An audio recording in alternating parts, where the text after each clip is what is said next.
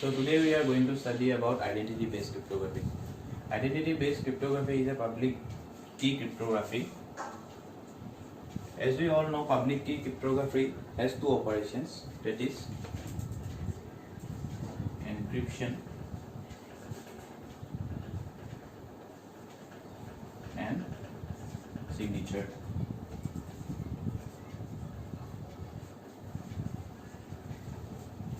So identity-based cryptography has two operations, that is identity-based encryption and identity-based signature. So this identity-based cryptography has come to a solution to traditional cryptography, that is public key cryptography.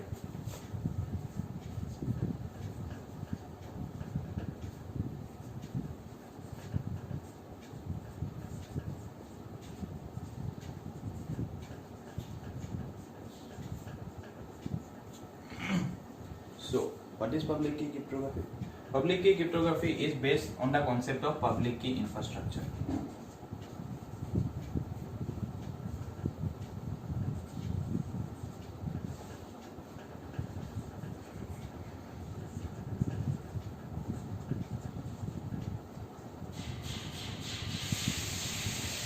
So, we will now study what happens in public key cryptography. In public key cryptography, whenever a system A, suppose, wants to join the network, then it produces two keys, that is public key and private key.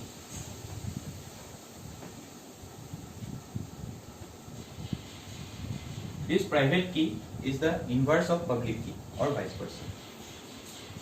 So, in order to connect to the network, it needs to send its public key and identity.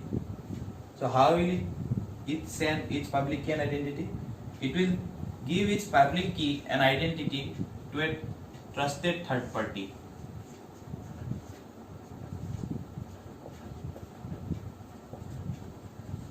Which is also known as certified authority. It is also known as certified authority.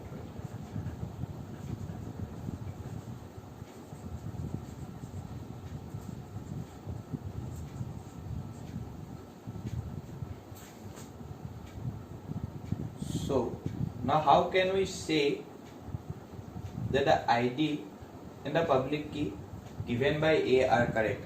It is due to this certified authority. Like for example, my birth certificate. My birth certificate is issued by the hospital or the doctor of that hospital on where I was born. So by looking at that certificate, people can say yes, this person was born on this date, or you can say about permanent residence certificate. So it is a certificate which is issued from the DC office. So what this certificate contains? This certificate contains the ID, the public key, the issue date of the certificate, and expiry date of the certificate, plus some additional information, and it contains the digital signature. You can say digital signature. So in my case, in case of birth certificate, the doctor or the hospital has the right to sign this certificate. Similarly, in the case of permanent residence certificate, DC signs the permanent residence certificate. So by looking at that sign, or by looking at the authorized authority who has signed it, we can say that this certificate is valid. Okay. So why this is needed? Because how can party B be sure that the ID and public key sent by A each is original public key? It is because due to this certificate. By looking at this certificate, you can say that this ID and public key sent by A are true, because the message encrypted by A can be decrypted using the public key of A. Okay. So this is the case. This certificate is known as, is of a particular format X509.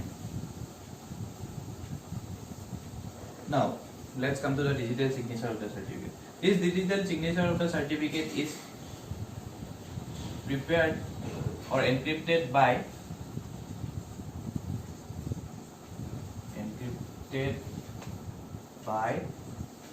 the private key of trusted third party, that is the TTA. And you can decrypt this digital certificate using the public key of TTA. So public key of TTA. So public key of TTA should be known by all in order to say that the digital sign is authentic. To say that digital sign is authentic, this public key of TTA should be known to all the systems of the network. So this is known as global public key.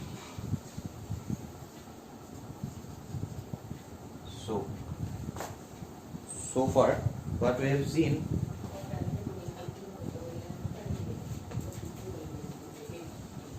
what does traditional public key cryptography consists is, or what do we need in traditional third party is a trusted third party. We need a trusted third party in traditional public key cryptography. We need a trusted third party, and we need to have some trust on the trusted third party. Second is we need to issue certificates.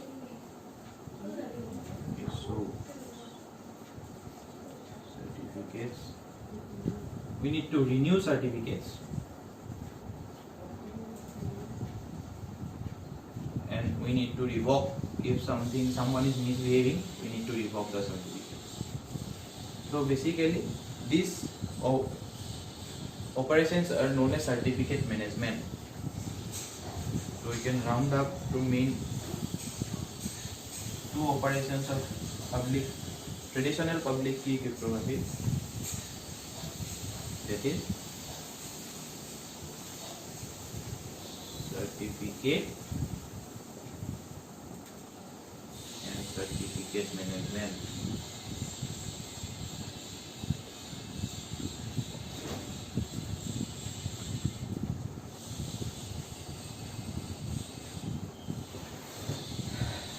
So now what is the problem of traditional public key cryptography that the identity based cryptography has solved? It is these two problems, certificate and its management. So what is the problem? Certificate normally consists of 1 KB. They are of size of 1 KB. And if 1000 systems are in the network, then it rounds up to 1 MB. So it needs a lot of computational cost, storage management, and most importantly, this space is taken from the RAM. So we do not possess such luxury in IoT systems to have 1 MB RAM only for the certificates. Are you getting my point? And most importantly, this in public key cryptography, most of the systems are fixed. That is, the nodes are fixed there. But in case of identity-based cryptography, in case of IoT devices, they are moving like, they are not fixed in a. We cannot change the topology is fixed for IoT devices. They keep on changing. So this certificate poses a huge problem. We can also say that online connectivity of CCA is also a problem. Online connectivity means connect to the network whenever required. Online connectivity.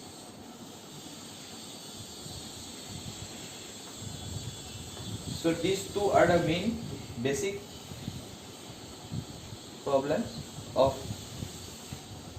traditional public key cryptography, which is solved by identity based cryptography. Now we will see what is identity based cryptography. So we have seen the problems of traditional public key cryptography. Now what are the problems are? Certificate,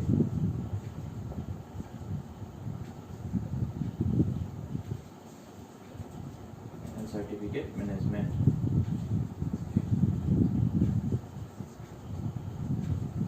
So the abstract idea of identity based cryptography is to send this public key without certificate.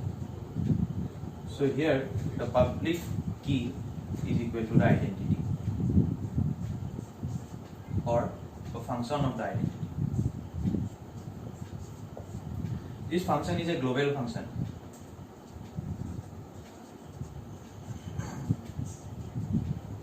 That is, it is known by all and it's easy. So what is easy? If a function can be computed in polynomial time, then it's known as easy. Whereas if a function can be computed in exponential time, like the NQueen problem, AI problems, halting problem, they are known as hard. So this is easy. Why do we need a function? We need a function to generalize things. Suppose ID is unique to one person. Suppose ID is someone's name. Someone's name can be, A's name can be 8-bit character, B's name can be 10-bit character. So what this function does is that it homogenizes.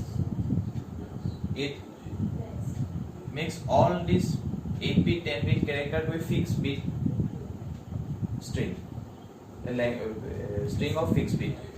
So by looking at the string, we cannot say that whose identity is whose. Okay. So what are the two differences? Sorry, not the two differences. What are the differences between identity based cryptography and public key cryptography? First, there is certificates. There are no certificates.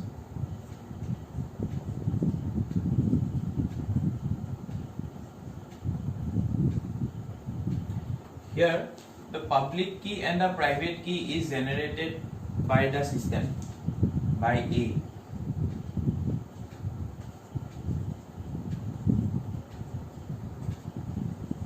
But here, private key is generated by the PKG, that is public key generator.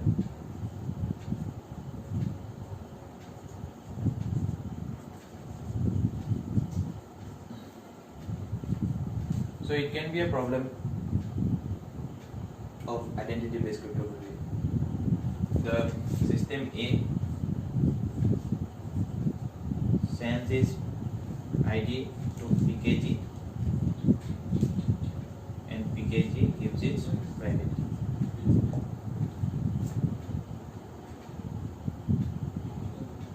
So another point is online connectivity in traditional cryptography is a problem. Online connectivity means it is connected anytime. So any time a system can want to avail the certificate. So it needs to be on anytime connected. There is online connectivity. But here it is not required. Because once it gets the private key from the PKG, it can go to the network and enjoy. So you can say that we can send somebody else ID to the network. Yes, we can send somebody else to the ID to the network, but the message encrypted by that sender, can be decrypted only by that identity's private key, which we do not possess. So this threat is overruled, or you can say overcome. So this it is overcome. Okay. Identity based encryption has three rules. That is private key generator, also known as PKG. Then there are entities or user, you can say. If it is sending the data, then it is known as sender. If it is receiving the data, then it is known as receiver. So identity based encryption IBE has four algorithms. That is setup algorithm. It is executed by the public key generator. It is done to generate the public parameters. These public parameters should be known to all the entities in the system, and it is run initially once. So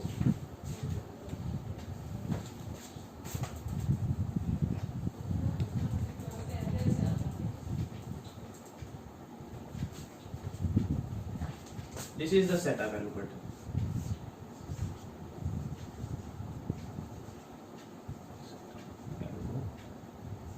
It takes a security parameter IK, produces the master secret,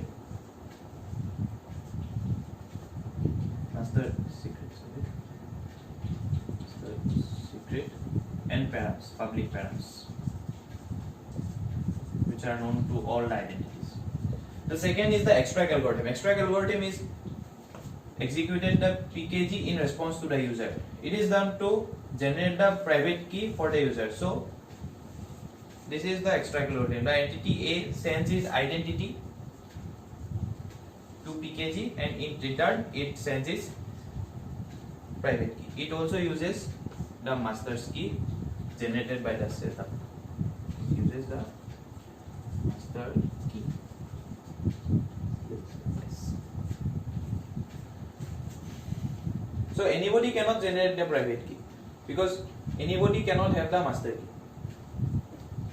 So it is only, so the master key is kept by the PKG and it is used in the extract algorithm. Next is encrypt and decrypt. It is executed by the sender, and decrypt it is executed by the receiver. So this is the communication phase, as you can see. Here the entity A uses the identity of the receiver because it is encrypting in the name of the receiver. So it uses the public parameters and it encrypts the message to ciphertext C. It encrypts the message M to ciphertext C. And in the decryption phase, the entity B decrypts using its private key. Using its private key and the public parameters to get back the M. So now we have come to know about the four algorithms. Now let's see what is this K, security parameter.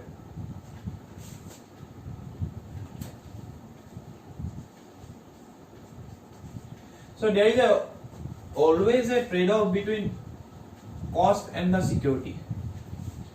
If you want high security, the cost would be high.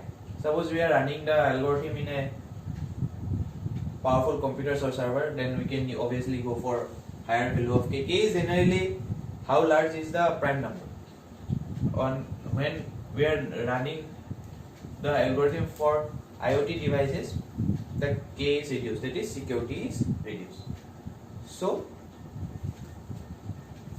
these algorithms has solved all the problems of traditional public key cryptography, PKI, but it poses two main problems.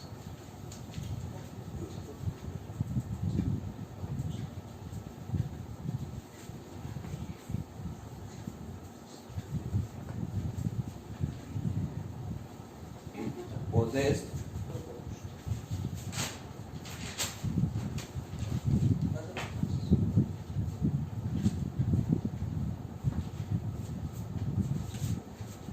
ESO problem.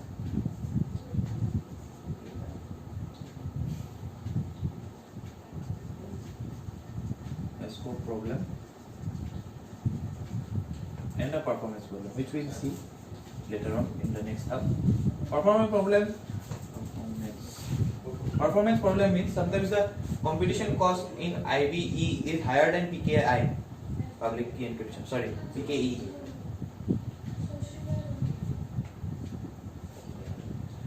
So, what is key escrow problem? The key escrow problem states that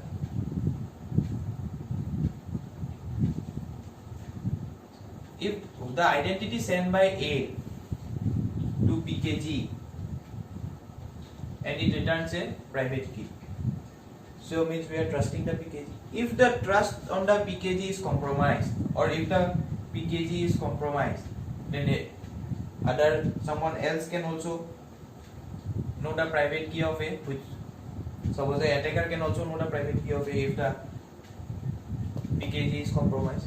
So to solve this problem, a new algorithm has come, that is half key cryptography. No, half key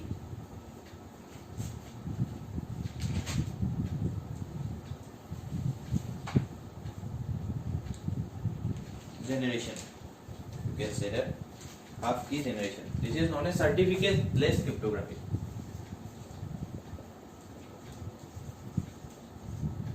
Certificate-less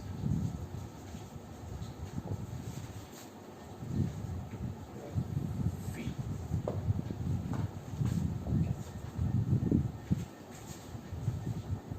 Certificate-less public key cryptography.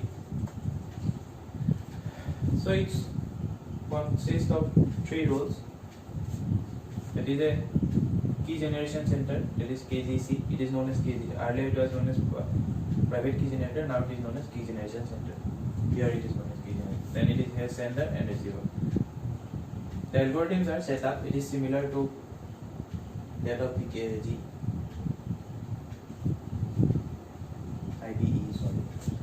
Then the extract algorithm is divided into 4 steps.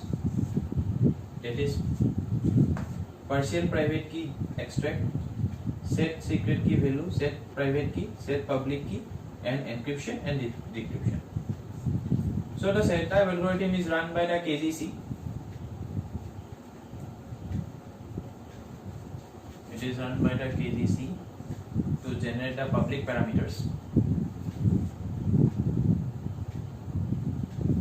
Similar to that of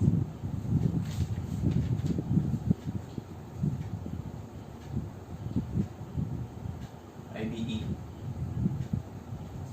Okay.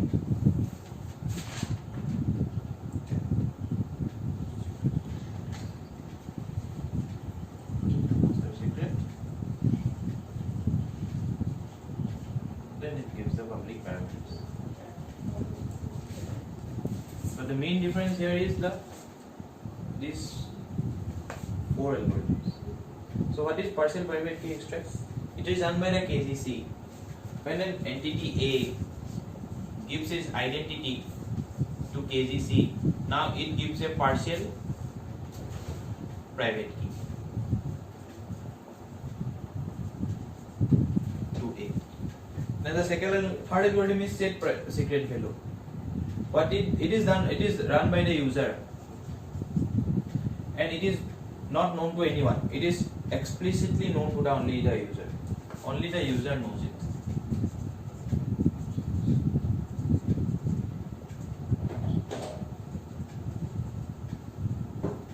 Then there is set private key. The half private key generated by KGC and a half private key generated by the user is combined to generate the complete private key.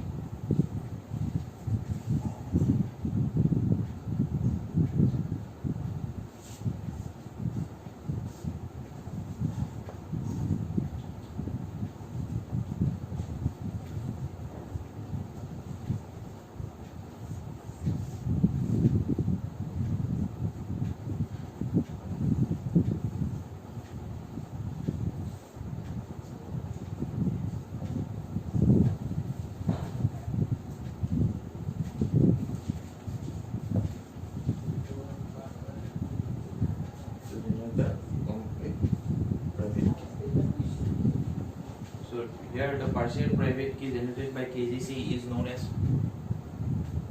DID.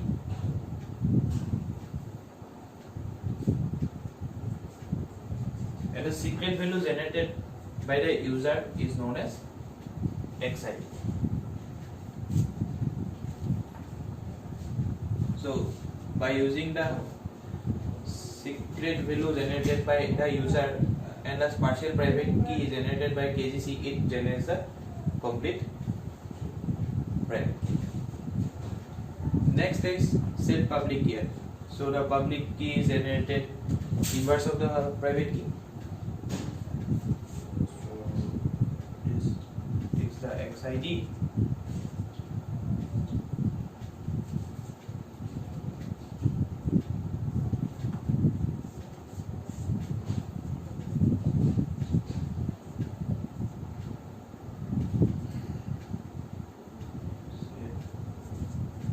Public key. It generates the PID, which is generated by the setup.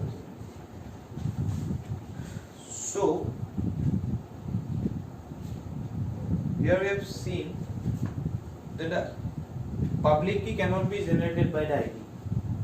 So in order to communicate, it needs to send its ID and its public key. But the fact is, it does not need a certificate, which was needed in traditional public key. So it does not need a certificate. And the difference between IBC and CLPKC is here only in IBC you have to send only the ID because, or you can say only the ID because it public key can be derivable from the ID, but here ID and public key are need to be sent. So you can say that how we can get authentication. It's not it. How we can get authentication. So for that, if there is no certificate, how we can say that the ID and public key sent by it are itself? So for that, we will go to the encryption algorithm.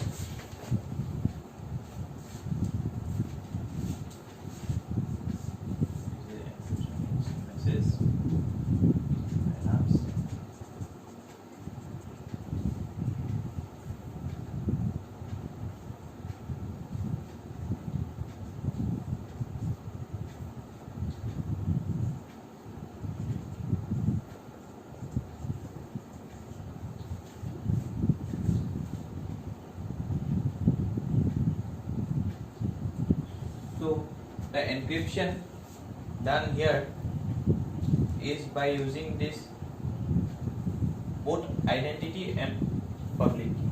Now if you send somebody else identity, okay, then the message will be encrypted in that order.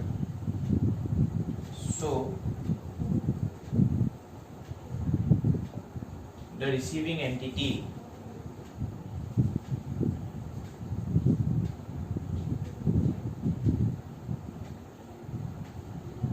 uses the decryption algorithm.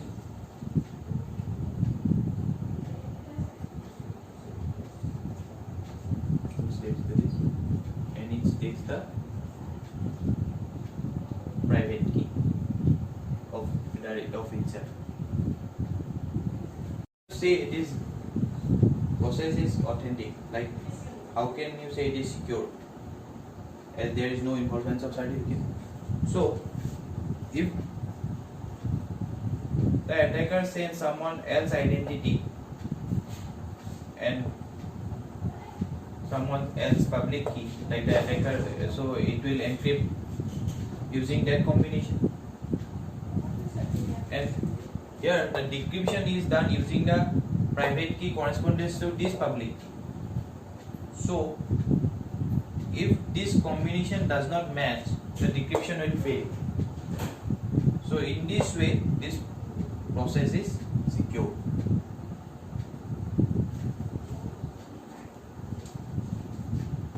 for the mathematical part of IBE. So, elliptic curve. Elliptic curve.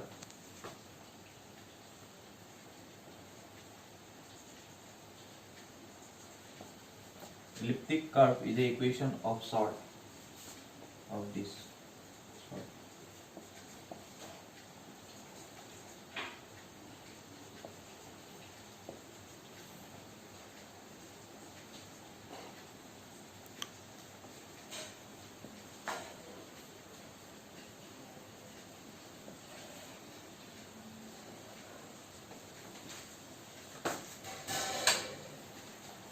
So, the history of elliptic curve is that in ancient times, when the mathematicians were discussing about a cone, and if we cut the cone with a sword horizontally, then it will form a circle. But if we cut the cone at an angle, then it will form an ellipse. Of course, this ellipse depends on the height above which it is cut and the angle. So, if we consider two parameters x and y, to find the perimeter of this ellipse, we get the equation of this sort. However, we are in cryptography, we here are focused on only on equation of this type.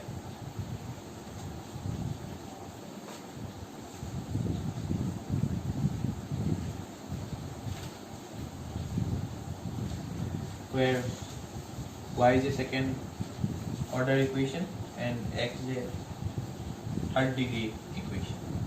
So if x is fixed, we have two values of y, and if y is fixed, we have three values of x.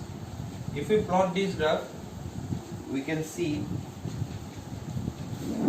we get curves of this sort. Of course, they are not ellipse, but how they are related to ellipse, I have told you in here.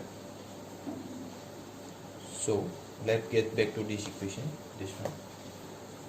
So there are three solutions of x. However, if we get less than three solutions, there must be some conditions. The conditions are the two solution may be same. Two solution may be same. Or we have a imaginary solution.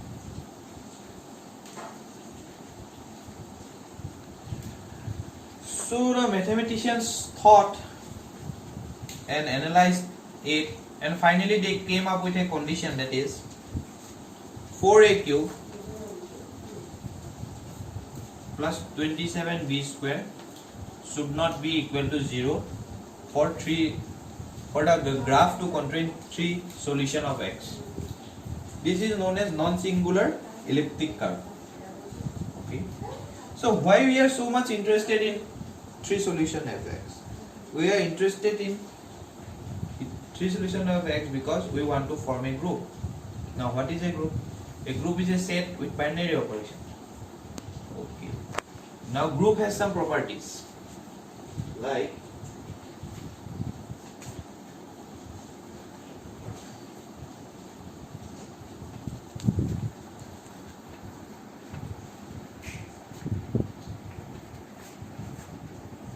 closure property. If two elements are operated with the binary operator of the set,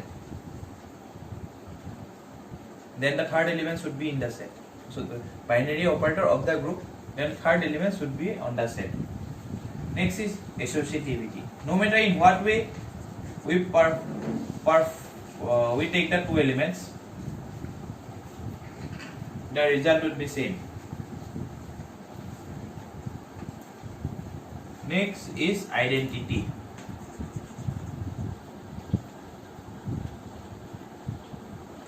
there must be one element in the group such that if we operate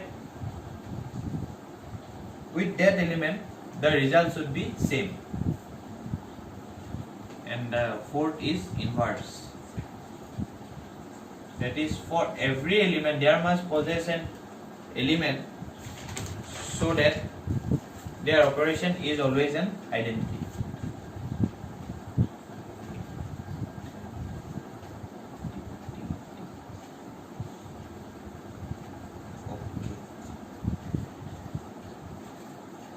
So as I said, there are always three solutions of x. So any line drawn on the elliptic curve will always cut at 3 points. Can you see it? So you can see here, any line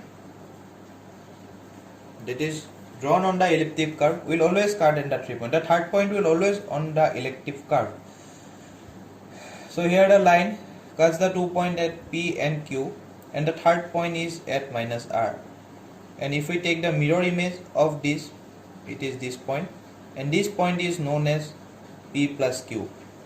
Since it's a equation of y square, therefore the elliptic curve is always symmetric about x-axis. So every point has its mirror image in y-axis. Now, if we know the coordinates of P and Q, that is x1, y1 and Q x2, y2, and consider the coordinate of R as x3, y3, then we can find the coordinates of x3 and y3. Here lambda is equal to y2 minus y1 divided by x2 minus x1, where lambda is a real number. So we have performed some addition, subtractions. We have also multiplied the lambda here. So in order to perform plus, minus, multiplication and division, we need a field, and here the field is of real number. So when we say a field, we can consider another field, that is ZP plus and multiplication. This is also known as field, and this can be denoted as FP. So the elliptic curve defined over this field FP, where P is a prime number, as I say, can be denoted as FP. Now the elliptic curve is not a field. Elliptic curve is a group, and every point on the elliptic curve is in the set. So now we'll study we'll prove the four properties. First is closure property, that is P plus Q should be on the curve. As I already told you that we can see, since X has three solutions, so P and Q, a line segment joining P and Q will always cut at the elliptic curve at the third point, and the mirror image of the third point is the result of P plus Q. So this property, if two operands of the set are operated using the operator, then the resultant will always be at the elliptic curve. So as you can see, it is solved here. The second is associativity. So pardon me for the spelling.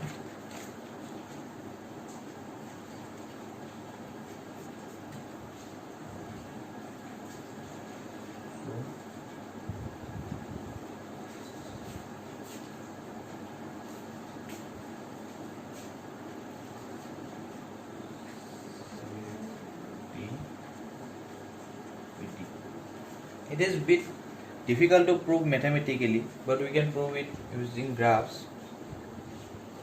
So you can see 3 points A, B and C. Suppose first we have added 2 points A and B. It has intersected here. We have taken the mirror image here. This is A plus B. Then we have added with C. It has intersected here. Then we have taken this is A plus B plus C. Then here first we have added B plus C. The point this is B, this is C. It has intersected here. This is B plus C. We have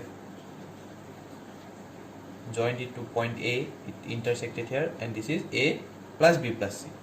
So both the points are same. So it does not matter in what way we perform the operations. Now to prove the next two property, that is identity and inverse, it's a bit abstract. So the elliptic curve, it takes a D shape at a very far point, at a point that is known as O. Okay, so for identity to be satisfied, it is P plus O is equal to P, or P plus minus P is equal to always O. This is inverse.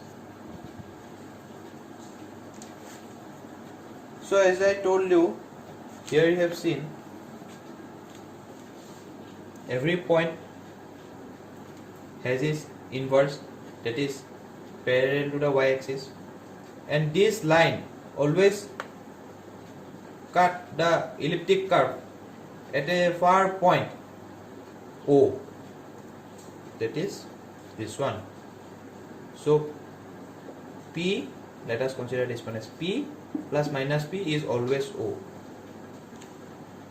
So all the parallel lines here meet at O. This is like a bit of abstract thing, like all the latitudes, they meet at North Pole and South Pole.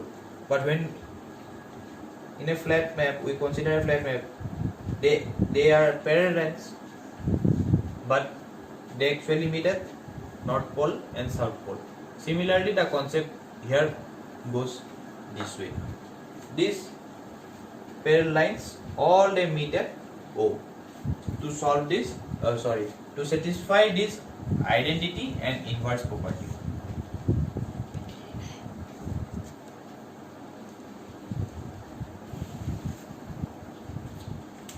Good. Point multiplication. As we can see that 2 points on an elliptic graph can be added. Say for P and P plus P, we get 2P. Similarly, 2P plus P, we get 3P. In this way, we can generate all the points on the elliptic curve, where P is the generator and Q is a scalar on that field. What is a generator? A generator is a point on the elliptic curve which, when operated with that operator, it produces all the points of the elliptic curve. Elliptic curve. So a point Q on the elliptic curve can be written as D into P, where D is the scalar. Now you will see elliptic curve discrete log problem.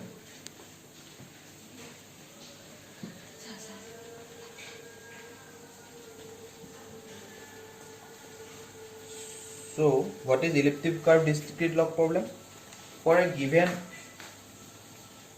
Q and P, we need to find this D. This is known as elliptic curve discrete log problem.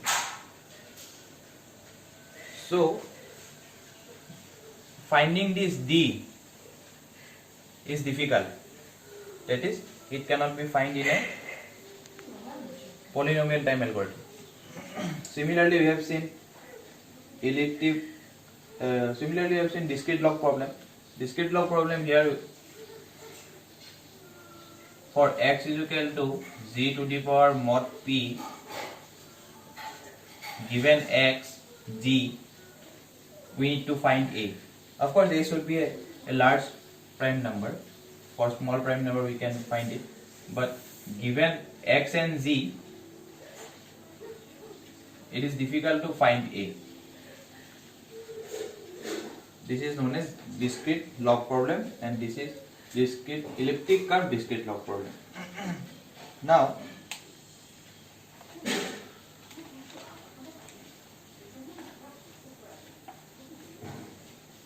let's see here the Diffie-Hellman protocol.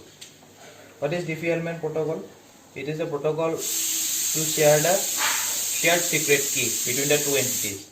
That is, choose a random number a, then calculate x is equal to z to the power mod p, then send x to b, which in turn calculate x to the power beta, which is a random number chosen by b, to mod b. So the b calculates z to the power beta mod p, and it sends it to a, and a calculates y to the power mod a to p. This is known as multiplicative. It is defined on multiplicative group of Diffie-Hellman. So in case of elliptic curve, what it is? A, choose a random number alpha and calculate x such that a into p mod p and send it to entity b. Secondly, b also choose a random number that is beta and calculate y is equal to beta into p mod p and send it to a. And a calculates here alpha into y mod p, and here b calculates beta into x mod p. So the attacker knows the x, that is alpha into p, and y, that is beta into p, but it needs to find alpha, beta, p. So this finding this alpha from x and p with given x and alpha p is difficult. The attacker also knows the p, so it's difficult to find alpha or beta. Now, so different versions of Diffie-Hellman problem. There are two main types of Diffie-Hellman, that is Diffie-Hellman problem and elliptic curve Diffie-Hellman problem. Under Diffie-Hellman problem, one is computational Diffie-Hellman problem, that is to compute this alpha and beta in order to find the encrypted message. And in decisional Diffie-Hellman problem, here we are given another entity, that is x, and we have to decide if x is equal to a, z, alpha, beta, mod p. This is known as decisional Diffie-Hellman problem. So there are two problems, one is computational Diffie-Hellman problem and one is decisional Diffie-Hellman problem. And if this is defined on elliptic curve, then it is known as elliptic curve Diffie-Hellman problem. For example, this one, this is elliptic curve Diffie-Hellman problem. We need to compute this and this knowing p, after we have known p. So how can we say that this problem is hard? We can say that so far no polynomial time algorithm has emerged to calculate this alpha, beta, p from x and y. So this makes the problem hard. It is believed that without solving discrete log problem,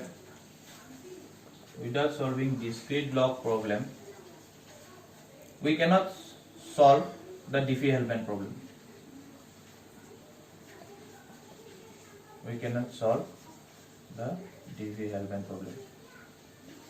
So the discrete log problem is hard. That is, no polynomial time algorithm has come to solve this. So this hard implies this is also hard. But reverse way is not correct. Like A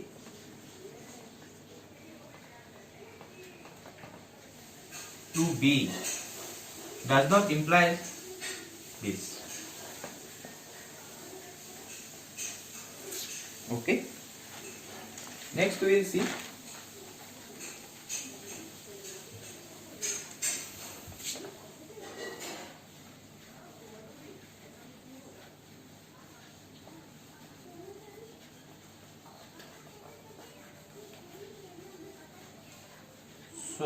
so far what we have seen is discrete log. First is Diffie-Hellman protocol, that is to share the secret keys, and these are Diffie-Hellman problem. This computational Diffie-Hellman problem, then decisional Diffie-Hellman problem, and for elliptic curve it is elliptic curve Diffie-Hellman problem and elliptic curve decisional problem. So this is the protocol to share the secret source by the x and y, and this is the problem. So this problem is hard, that is attacker cannot know the alpha or beta because polynomial time algorithm to solve this problem has not emerged. Okay, now we'll see Elgamal encryption. Elgamal encryption is here we'll study about Elgamal encryption defined over elliptic curve. Elliptic curve encryption, that is Elgamal.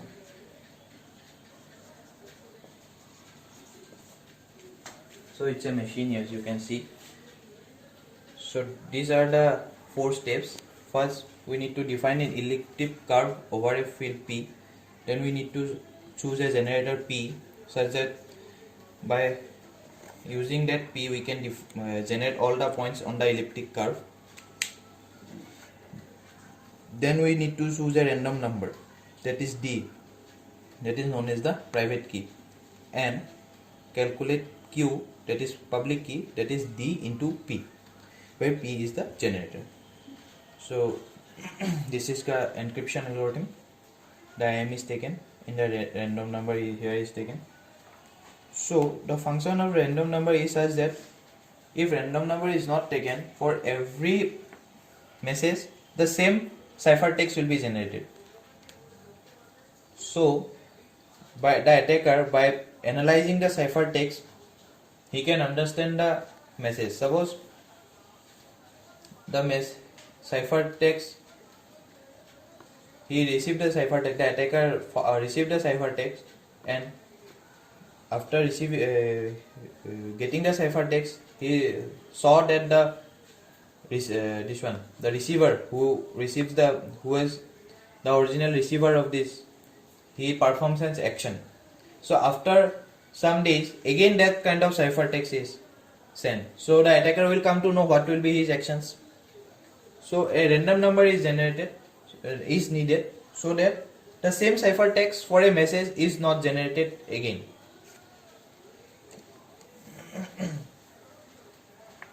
Now with the encryption algorithm, that is C into R into P, the R is a random number and P is the generator, then C2 is M, this is bitwise or bitwise masking, this is known as bitwise masking, with R dot Q, where Q is the public key. So R dot key is equal to R dot D dot P, and here we'll see that we are sending here C1 and C2. Now we'll see the decryption algorithm, that is how to find back the M. So C2 bitwise XOR into it DC1. So DC1 is D into R into P, and C2 from here we can get M into M XOR r dot d dot p XOR r dot. So these two gets cancelled and we get the m. So this is the correctness of the algorithm. Like the receiver is able to decrypt what is being sent. This is known as the correction of the algorithm. Now we'll see the security of this algorithm. The security depends on the difficulty of computational Diffie-Hellman problem. That is C is equal to R dot P. So it needs to compute the R in order to decrypt the ciphertext, because R is a random number that is used in the encryption, and we know that by computational Diffie-Hellman problem that to calculate R it is difficult. So next we will see about the security of this algorithm.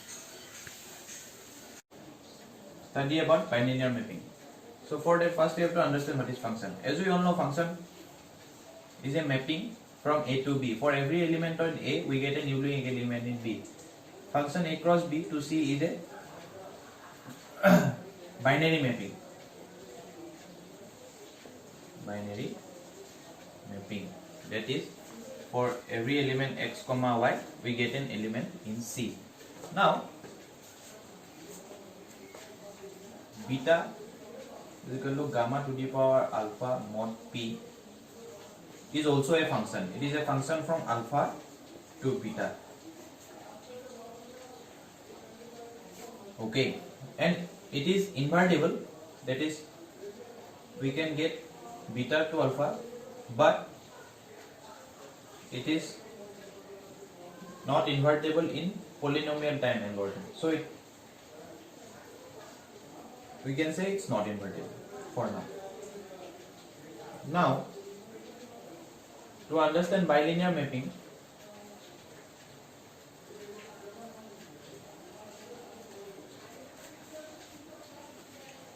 let us take two groups.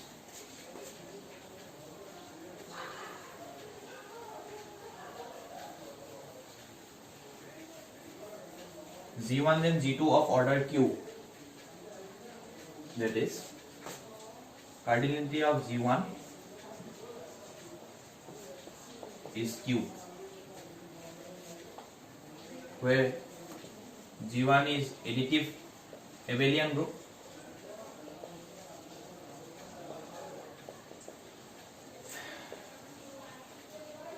and Z2 is multiplicative abelian group. So E, this is known as mapping, G1 cross G1 goes to G2. Get it? Here, in the special case, we are considering G1 as subgroup of elliptic curve and Z2 as FP. We are considering Z2 as FP, subgroup of cyclic group FP. Now, so what does FP contains? FP is ZP plus multiplication. So what are the elements in ZP? 1, 2, P minus 1. Okay. Now, to satisfy bilinear mapping, that is this one, which is G1, and it gives G2. It must satisfy, for it to be a bilinear mapping, for this function to be a bilinear mapping, it must satisfy three properties. What are these properties?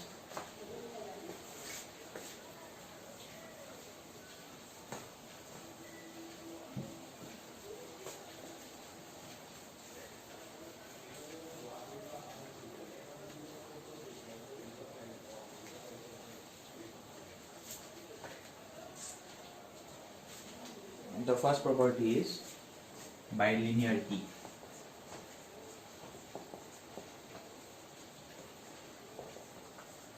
That is E of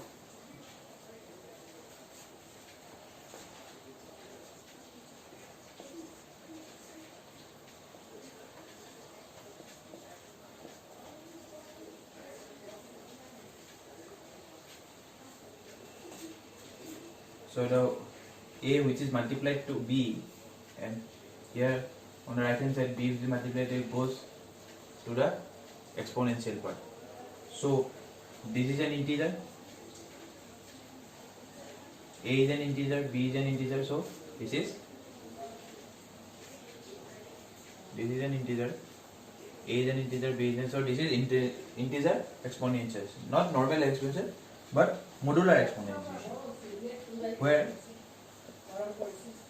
P comma Q belongs to the elliptic curve and A comma B belongs to FP.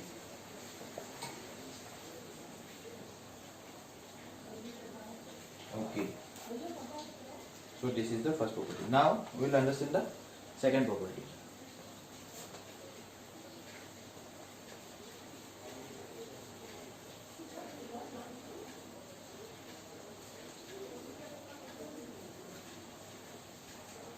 That is non-degeneration.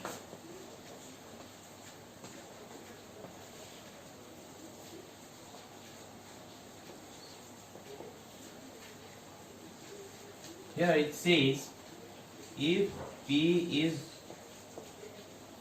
not equal to 0, that is P is not equal to the identity element, then E of P comma P is not equal to identity of G2. That is, here we are considering FP, so identity of G2 is 1, but in general we can say that E mapping of P to P is not an element in G2. So where P is the generator, P is the generator. That means P can generate all the points on the elliptic curve. So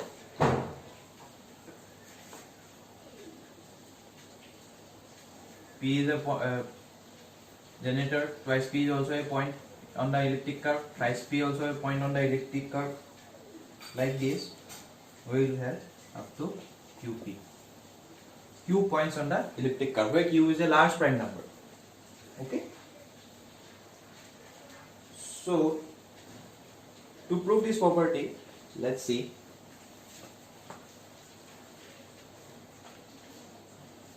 Let us consider 2 points on the elliptic curve, that is E of X and Y.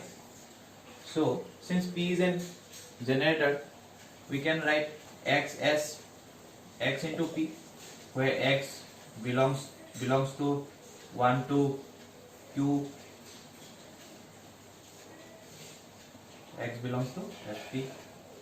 Similarly, for Y we can say Y is equal to Y into P, where Y belongs to 1 to Q. So this mapping of X and Y can be written as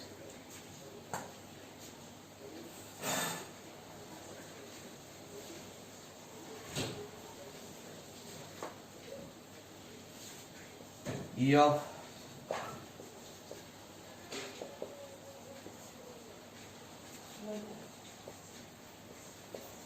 P comma P XY. Let XY is equal to Z, XY is equal to J. Then E of P comma P to J is equal to E of Z P comma P. So we can write this as E of Z comma P. Okay. Now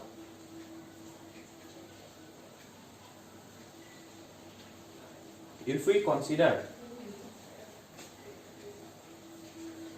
E of P comma P is equal to Z, where Z belongs to Z2, then all the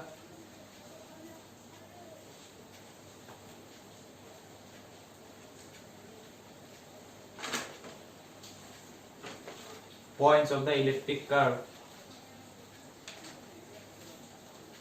can be written as E of, by keeping the right hand side constant, we can change the left hand side for all the points. This is Z square dot dot dot for Z to the power Q. So we'll get a set of Z, Z square, Z cube, Z to the power 4 up to Z to the power Q. Okay.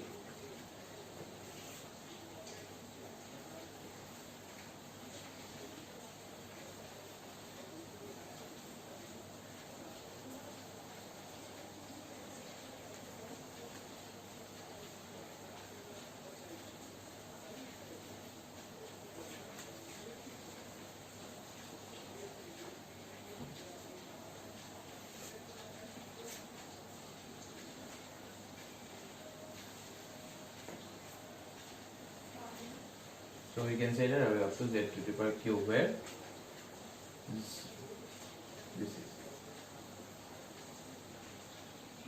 Z1 Z square Z3 to the power Q, cyclic subgroup generated by Z. So now here comes a formula of Lagrange's. What does Lagrange formula say? That this is the cyclic subgroup.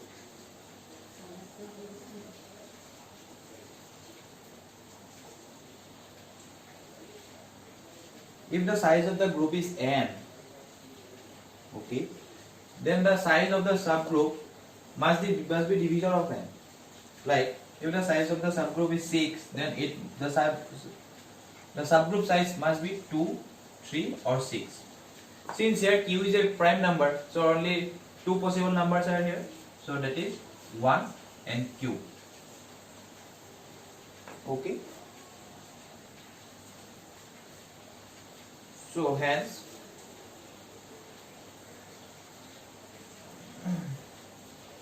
we can say that the Q is generator of G2. Okay. Now, if the cyclic subgroup consists of the number of elements is 1, that is,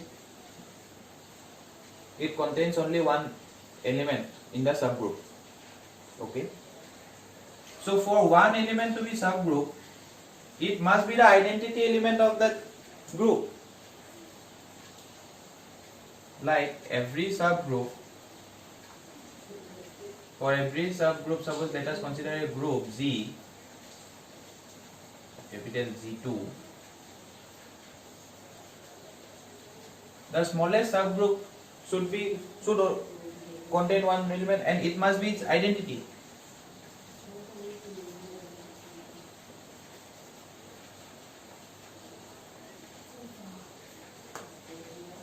So if it is its identity, then it cannot generate the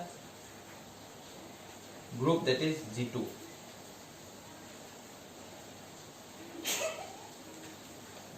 It cannot generate G2. That is, if the size of the subgroup is 1, it cannot generate Z2. So this property is known as non-degeneracy. Degeneracy means it cannot generate. It means non-degeneracy. It is same like मैं non-veg खाने वाला नहीं हूँ. मतलब क्या मैं veg खाने वाला हूँ. So by not simply saying it, it's generacy. The literature says that it is non-degeneracy. Okay. And the third is the computability. The third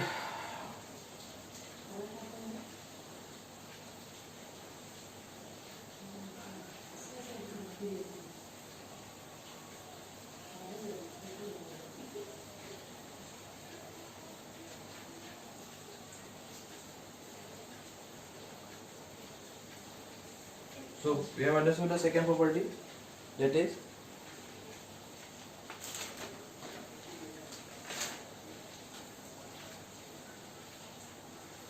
E of PP should not be equal to I of G2. Why? Because if this the condition is satisfied, then it will not generate, the subgroup will not generate G2. So this is the main condition. If P is not identity, then E of P comma P is also not identity.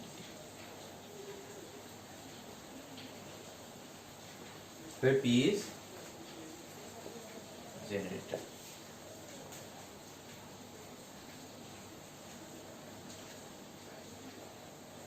Okay. Then the third property is computability.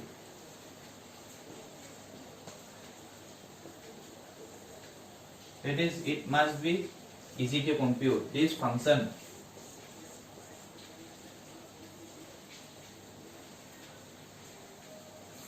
must be easy to compute. The bilinearity function is one-way function. Okay.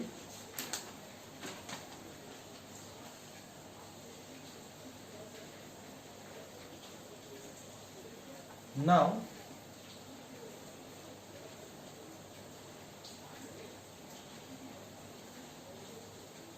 how this function works, mathematical formula is not required, but these properties are very important.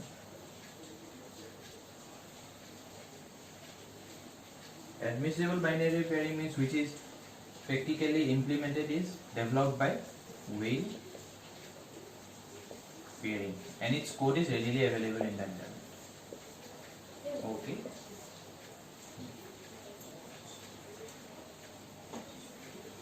So we now study about the 4 algorithms of IDE in details. So the first, the setup algorithm. In the setup algorithm, what is the input parameter? The input parameter is K, which decides the security and the cost. Suppose if the K is very large prime number, then obviously the input will also be high, so the computation cost will also be high, so which increases the cost. Again, if we choose a small K, then the computation cost will be less and security will also be less. Then what is the output of this algorithm? Setup algorithm, it generates the master secret S and the public parameters. These are the public parameters. These public parameters should be known to all the entities. Now first we have to choose a K bit prime number is greater than 3. That is, we have to choose a large prime number. Then we have to choose a large prime number P, which follows some characteristics, where P is equivalent to 2 mod 3, P is equal to L into Q minus 1, and Q is a prime factor of P plus 1. Then we have to define an elliptic curve E. Why these properties are important, we will study later on. Now we have to define an elliptic curve E over a field FP. Then decide N, the size of the message. Then we have to choose the message space, that is a string of n bits consisting of 0 and 1. Then we have to choose a point generator P over for the elliptic curve defined over this or order Q. Okay. Then we have to generate a random number S in ZQ as the master key. This S should be kept secret. Okay. So what does ZQ consist? ZQ consists numbers from 1 to q minus 1. Then ppub is s into p, where p is the generator. Then these are 4 hash functions which we will study now. And then there is cyberspace. Cyberspace means is the domain basically. So what this consists of? It is the Cartesian product of 3 parts, that is the elliptic curve, a point on the elliptic curve, n-bit string and n-bit string. So now we'll study about the hash function. So what is a hash function? Hash function, the mathematical definition of hash function is this.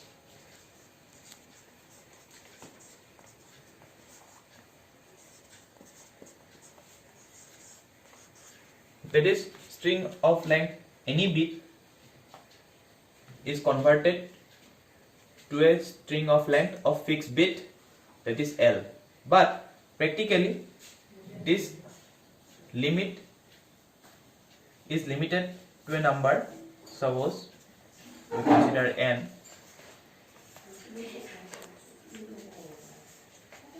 So a string of length n bit is converted to a string of length L bit, where n is very greater than L. Now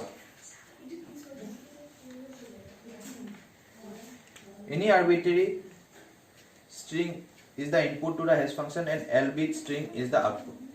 So these hash functions has some properties. It need to satisfy 3 properties. That is, first is pre-image property.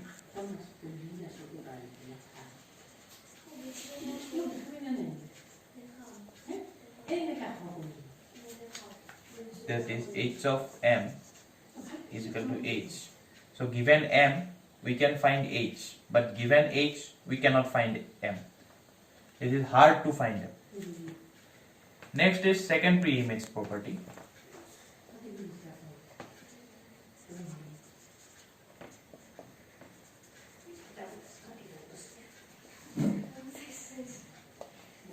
So given m1 we have to find another m2 such that the hash of both the functions is same. Such that the hash of both the functions is same.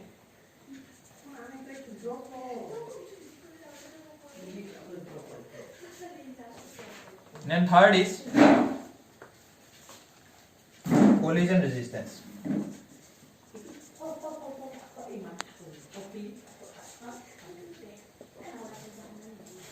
That is, given two, we need to find a couple, that is m1 and m2, such that hash of both the functions is same. The only difference between second pre-image property and collision resistance is that here m1 is given, but here we need to find m1 and m2. Okay. So here comes random oracle model. What is a random oracle model?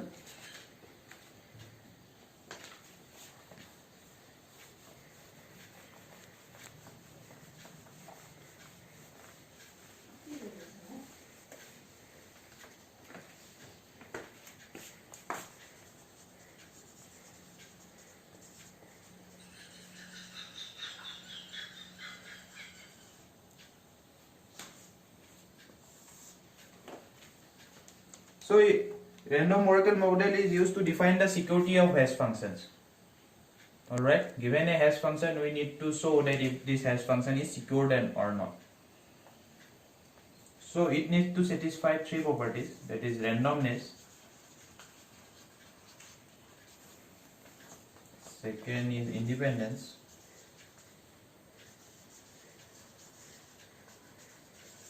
and the third is repetition, that is deterministic. So to begin with repetition, it says that if the same input is given to the hash function, it should produce the same output. If the same input is given 1000 times, it should produce the same output. Not that for first it will produce some output, for the next time it will produce some other output. No, this is not done. Okay. So this is repetition. Next, there is randomness. There should be the randomness. So the hash function should be such that there should be no statistical relation between the bits of the input to the bits of the output. No statistical relationship. Like the number of zeros and ones should not be related to the number of zeros and one in the output. Moreover, there are some other statistics like even parity and odd parity. There are lots of statistics. The next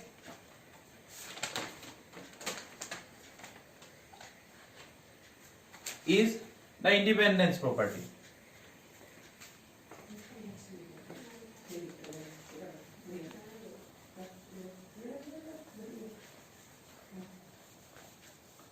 Which states that even if two inputs are closely related, their output should not be related in any way. That is given by this independence property. Okay. So for this we need to maintain a chart of this way.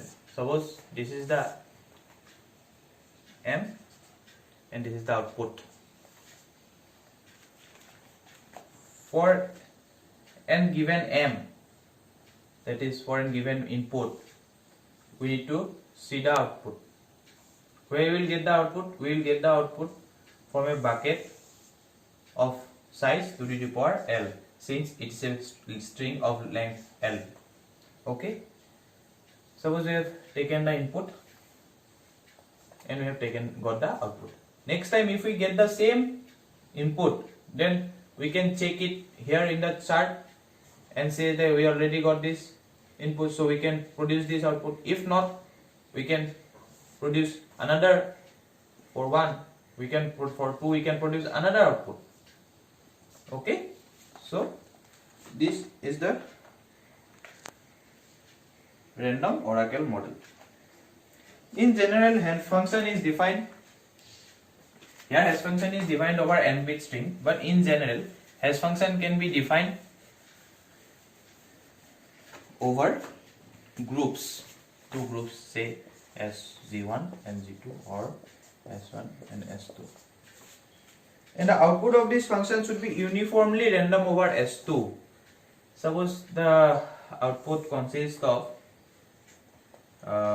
let's say name of places, Mumbai, Kolkata, Delhi, Bangalore, and some places, 6 places. So given any output, for first output we have select Mumbai. Suppose for second input we have select Kolkata. For the third input again we have got Mumbai. So after all the inputs, there can be million of inputs. So after all the inputs, when we check the output and produce a histogram and plot it on the y-axis, it should be like this. That is, the output should be uniformly random. It should not form any other graph this way or this way. Okay. So coming to that, the next is the extract algorithm. Here extract algorithm is the ID, that is a string. Oh, let me first teach you the 4 hash function. What is H1 is doing? H1 is taking a point from 1 to P and producing a bit string of n bits. Second, what it is doing is it is taking 2 n bit string and producing a number from 1 to q minus 1.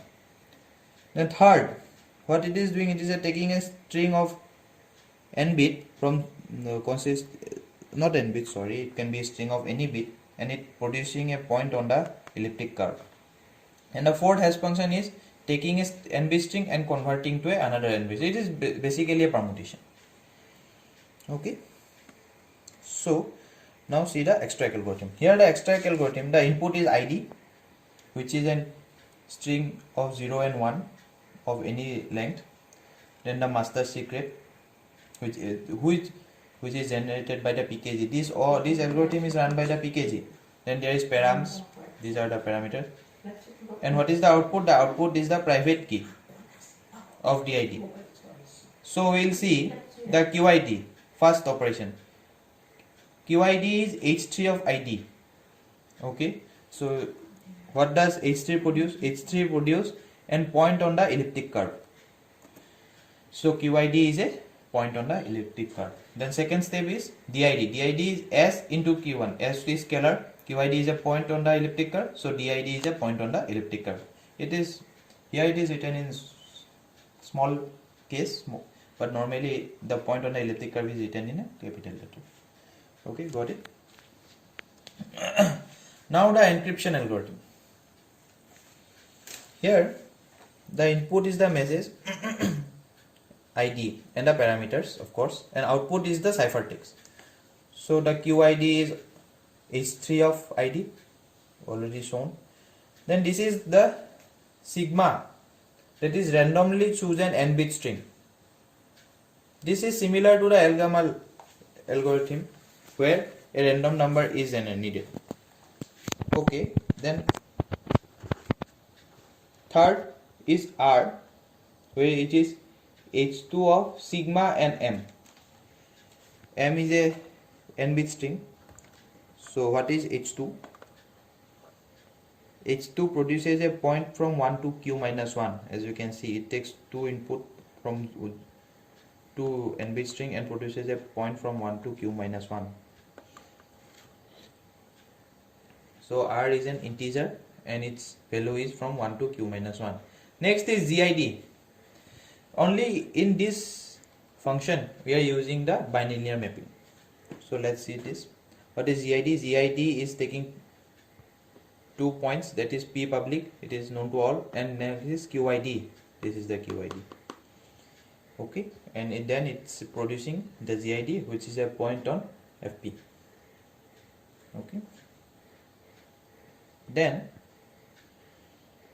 these three are the 3 cipher text parameters, okay, which will be sending to the receiver. This V, U and W. So let's see what is V. V is H1 of ZID to the power R XOR sigma. So what we are doing here is ZID to the power R. This is modular exponentiation between 1 to P minus 1. GD is a point in FP, so it's a from 1 to P minus 1. So we are exponenting with R. R is also an integer from 1 to Q minus 1. Okay. Then we are doing bitwise masking with the sigma. Okay. And what this H1 function is doing, it is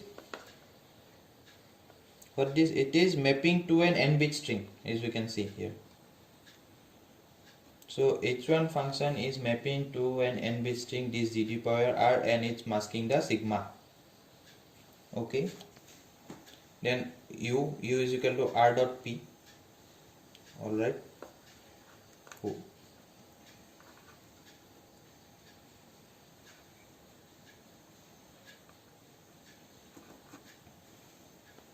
N, where P is the generator, and R is the H2 of sigma and M. That is an integer. So integer multiplied to a generator will always be a point on the elliptic curve. Then there is W. W is in W we are masking M by H4 of sigma. That is, we are masking this M, which is 4 of sigma. So what is the function of H4? It from an n-bit string, it produces another n-bit string. That is like a permutation. So from M we are masking H4. So anyone cannot calculate M due to the cipher stream property. Okay, it is equal to the stream cipher, this function. So now we will see how the decryption algorithm is performed.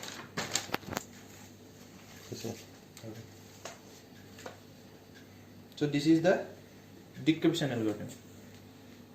For decryption, we need to get M. To obtain M, we need to obtain sigma. That is, if one is able to find z to the power r, because to obtain sigma we need to find z to the power r. To obtain sigma we need to find z to the power r. Okay, so if we are able to find z to the power r, then we are able to find the message, and if we are unable to find, then we cannot find it. So there are two properties. If we are able to find z to the power r, we can find the message. This is the correctness. And if we cannot find the z to the power r, that is this function, then we cannot find the message. This is the security part. Okay, so now we will see how to find z to the power r. So we will now see the security of this encryption. Okay, so for that he needs to compute GID to the power r, as I already stated. So come here. What is GID to the power r? GID to the power r is E of QID and PPUB, where PPUB is S into P. Okay.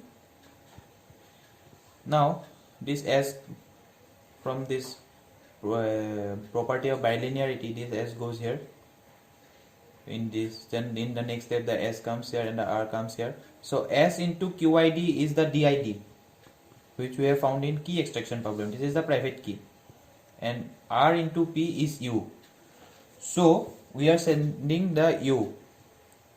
So we are not directly sending the R, but we are sending a hint to R, hint of R in the form of Q. So how we will find the message? That is W bitwise XOR H4 of V bitwise XOR of H1 e to the power ID U. This has come from this formula. Okay, so z to the power ID is equal to H1 of E of this plus bitwise XOR of V of, then we'll H4 has function bitwise XOR with W, then we'll get. So now we'll see, now we'll prove that why the attacker cannot calculate GID to the power R. For that, because the security depends on bilinear Diffie-Hellman.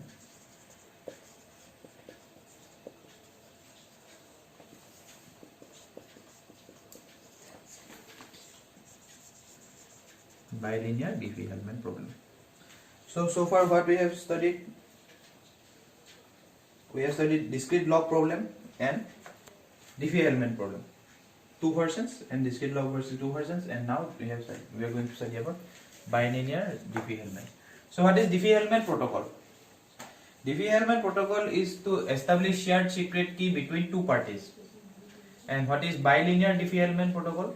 Bilinear Diffie-Hellman protocol is to establish shared secret key between three parties. So, if three parties A, which have its own secret key A, and a generator P,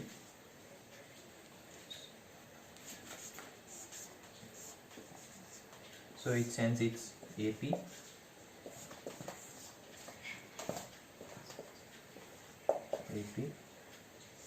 it has its own secret key B, it sends its BP, and it has its own secret key C, which sends it CP.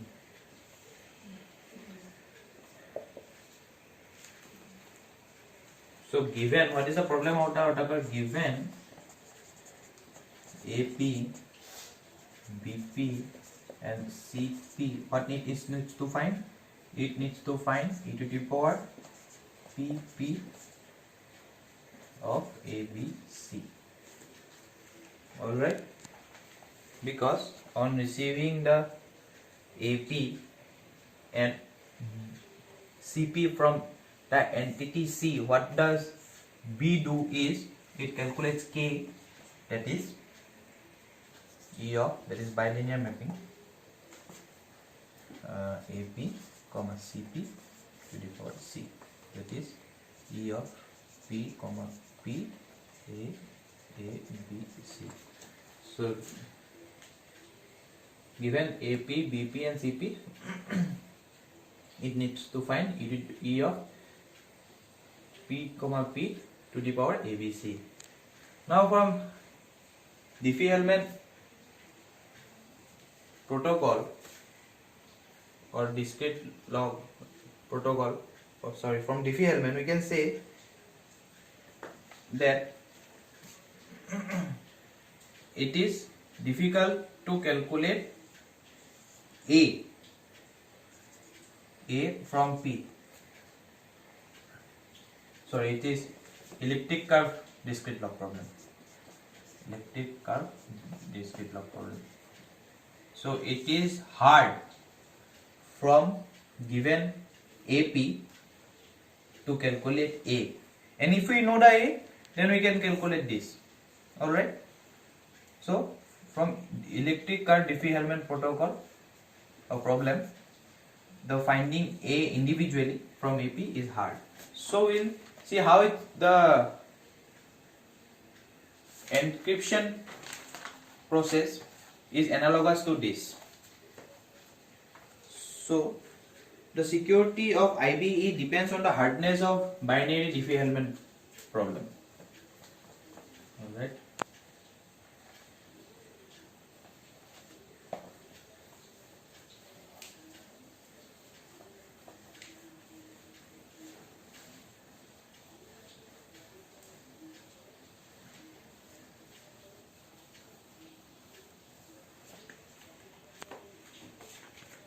Come here.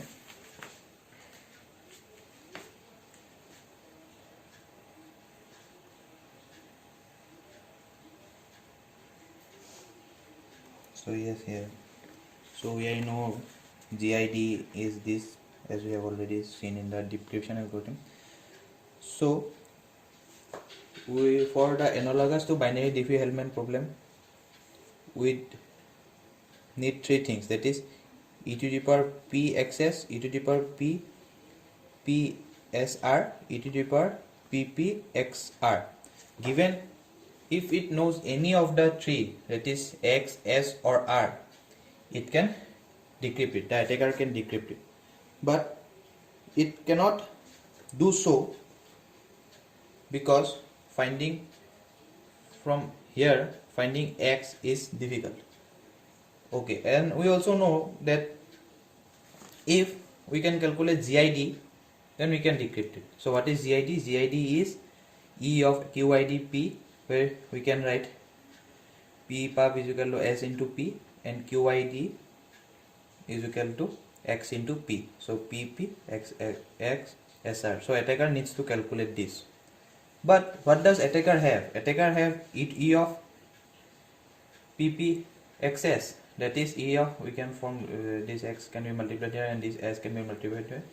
The E of QID and P pub. QID is known to everybody and P pub is public. So this is known. And E of PP comma SR, that is E of SP, E of SP is P pub and E of RP, that is U. We are sending it as a form of ciphertext.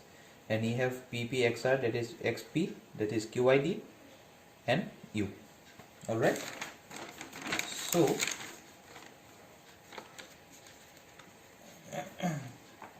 QID, PPAB and is known to all. So these things are known to all. But as we have seen in bilinear Diffie-Hellman problem, finding this to the power XSR is hard. So IBC is secure. Now, if we want to say that the IB is not secure. So we cannot say directly that IB is not secure. There are some objectives of security, which is authenticity, integrity, and confidentiality. Alright. So let's see if how QID is calculated and what happens if it is not secure. So this is QID. This is H3 of ID. Okay. So as we know, hash function has to satisfy three properties, that is pre-image, second pre-image,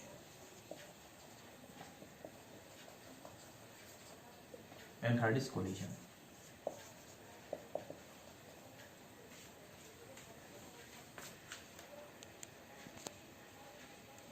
Okay.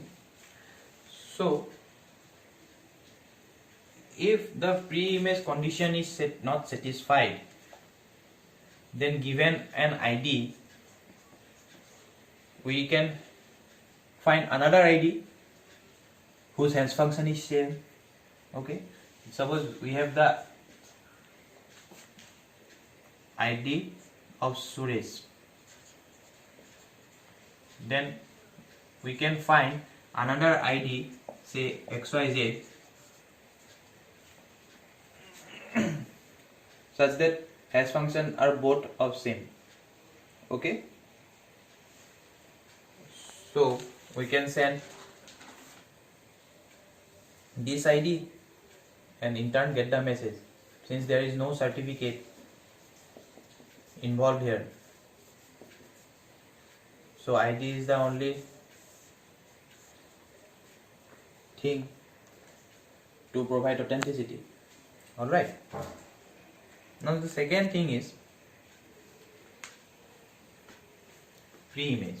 If the pre-image is not satisfied, then we can become the valid member of the network. We can become valid member of the network without the involvement of PKG, without approaching PKG. So what does PKG give? PKG gives us a secret key. Alright. Now if this pre-image is not satisfied, then we can become the valid member. Let's see how it is. Suppose we'll set a random number x dash, that is any random number, and what we'll do is x dash dot p, we will get QID dash. Then from this QID we can in turn get the identity and send it to the entity from where we want to message. And identity is a bit of string, so there is no something like correct identity or wrong identity. It is a bit of string and it should be unique to that identity. So if this pre-image is not satisfied, from QID we can get back the ID. So this is how we can say a security, a process is not secure. Okay.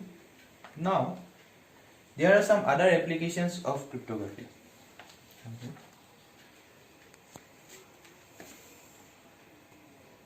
Okay, some other applications of cryptography, that is aggregate signature.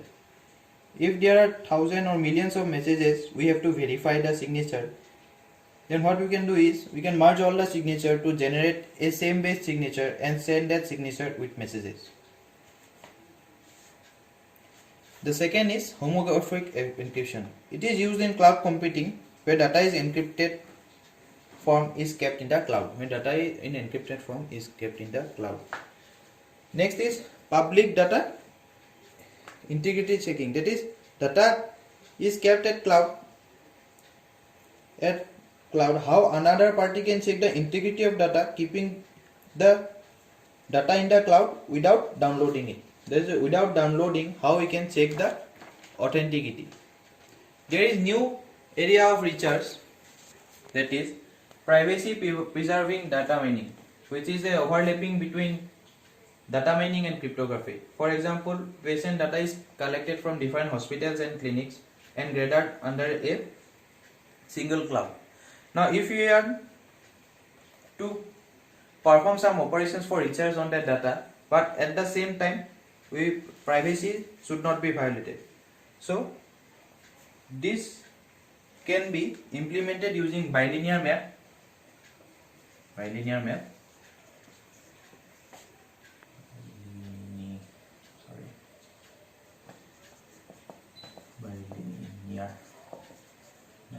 And this is known as anonymous authentication.